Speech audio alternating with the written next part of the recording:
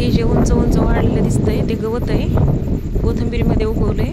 अशी वाफे करून कोथिंबीर टाकली होती 1-1.5 किलो, मार्केटसाठी विकण्यासाठी टाकली होती. पण उन्हाळ्यातच पाऊस पडल्याने कोथिंबीर छोटी राहिली आणि गवत मोठं झालंय.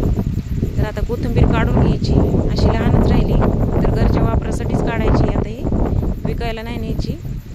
एकदम छोटी छोटी आणि गवतामुळे खराब झाली, गवताने येऊ दिलं नाही कोथिंबीरीला वर. तर आता उपटून घेतली सगळी. त्याच्यामध्ये बैलाने पाळी पेरणी करायची आता. तर सगळी काढून आणली कोथिंबीर एक एक एक एक मोड करून आणि सगळी व्यवस्थित निसली. आता ही आपल्याला धुवायची नाही, काही नाही, फ्रीजमध्ये पण नाही ठेवायची आणि एकदम अशीच वाळू घालायची. आता थोडीशी माती होती तर एक रात्रभर अशीच ठेवली होती निसून, तर माती गळून पडली सगळी आणि कोथिंबीर धुतल्यावर काळी पडते, आपल्याला धुवायची पण नाही. एकदम कोवळी बघा ही.